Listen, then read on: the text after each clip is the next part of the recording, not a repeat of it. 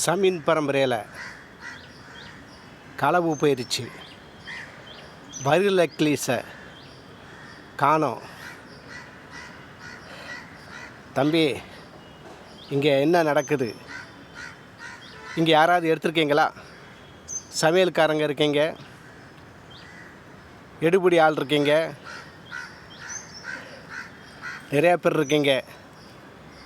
நாங்கள் யாரும் எடுக்கலைங்க. நாங்கள் யாருமே எடுக்கலைங்க. சின்னத்துறை என்னைக்கு இந்த சமீன் பரம்பரையில் சின்னத்துறைக்கு பர்சனல் செக்ரட்டரி வேலைக்கு வந்தாங்களோ, லதா மேலே தான் எனக்கு சந்தேகமாக இருக்குது. அவர் ரூம்பை செக் பண்ணுங்க ஐயா. லதா ரூம்பில் இருந்து பெட்டிக்குள்ளே இந்த வைரல் நெக்லஸ் எடுத்து கொண்டு வந்திருக்கேன்.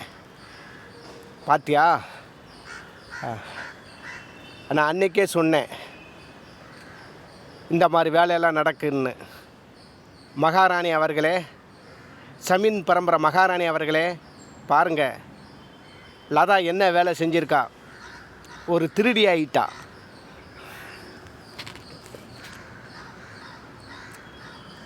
ஆனந்த் கையோடு களவோடு பிடிச்சிட்டு வந்துட்டாங்க. இப்படியா உன் பர்சனல் செக்ரட்டரியை கொண்டுட்டு வர்றது? லதா திருடி ஆகிட்டாலே, அவளை நம்பி இந்த சமீன் பரம்பரை பொறுப்பை எப்படி ஒப்படைக்க முடியும்? நீ பர்சனல் செக்ரட்டரி, அவள் தான் இந்த சமீன் பரம்பரை பொறுப்பை ஒப்படைக்கன்னு நீ சொன்ன. இப்போ நம்ம வீட்டுக்குள்ள சமீன் பரம்பரையில் பங்களாவில் வைரம் மாலையை தூக்கிட்டா.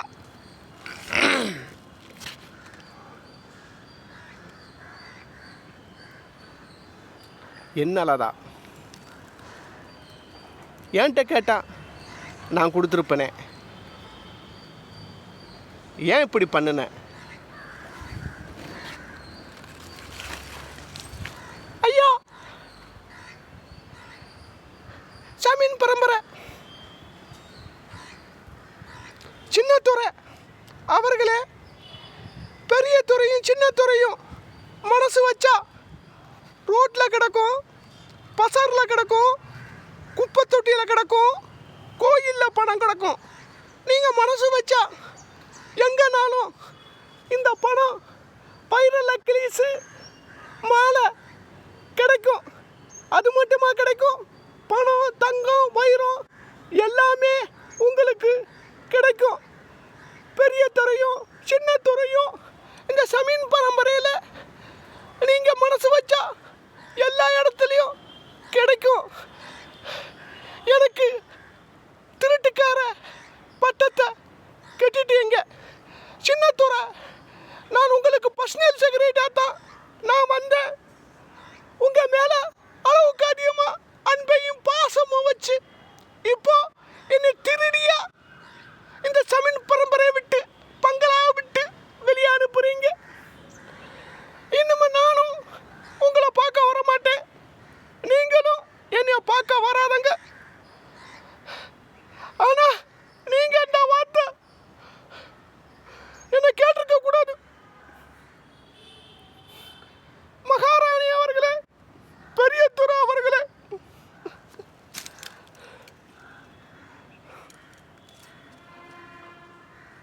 போயிட்டு வர நல்ல பட்டத்தை கொடுத்துட்டீங்க. இந்த சமீன் பரம்பரையில் உங்களுக்கு சின்ன துறைக்கு பர்சனல் செக்ரட்டரியா வந்ததுக்கு கைமா இருக்கு. திருடின்னு பட்டத்தை கட்டி வெளியே அனுப்பிச்சிட்டீங்க. இனிமே இந்த பங்களா பக்கமே கால் எடுத்து வைக்க மாட்டேன். போயிட்டு வர என்னை விட்டுருங்க.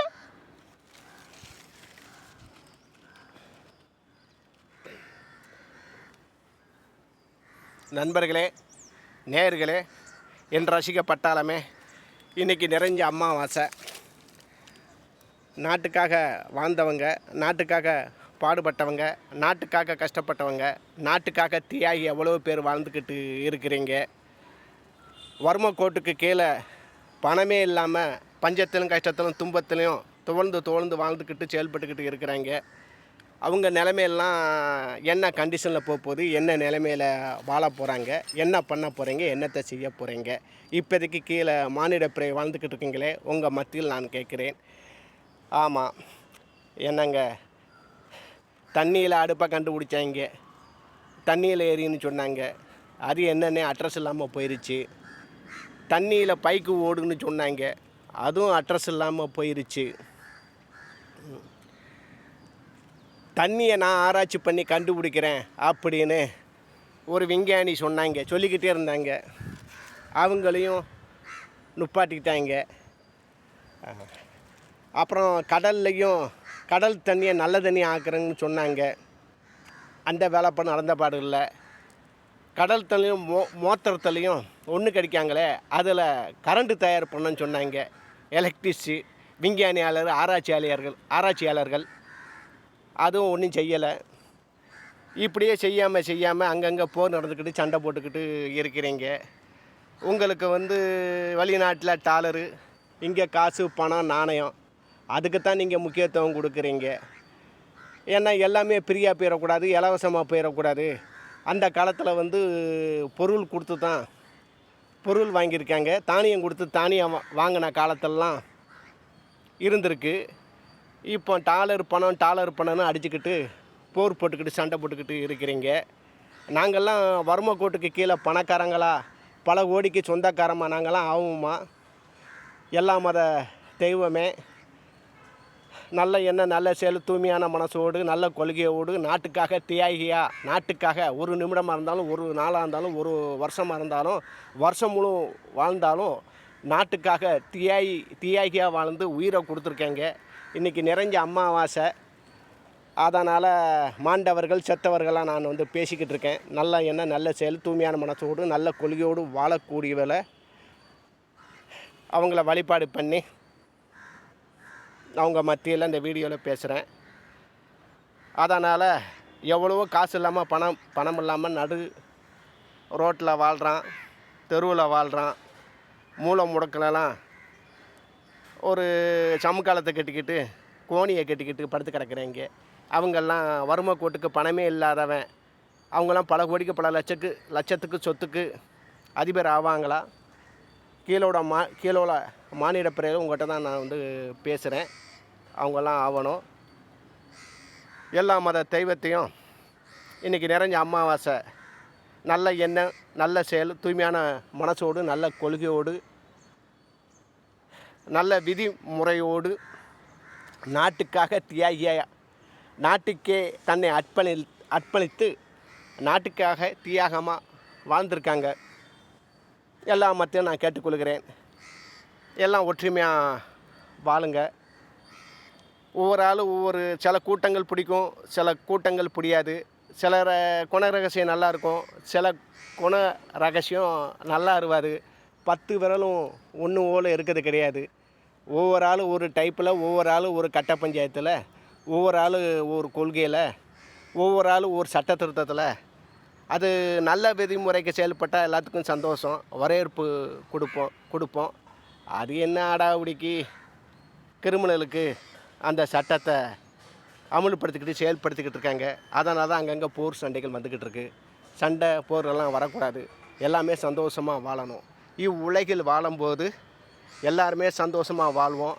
நமக்கு கண்ணுக்கு பின்னாடியும் உலகம் முழு சனங்களும் அங்கங்கே நம்மளை பற்றி புகழ்ந்து பேசணும். நம்ம வாழ்கிறது ஒரு சென்மந்தான்.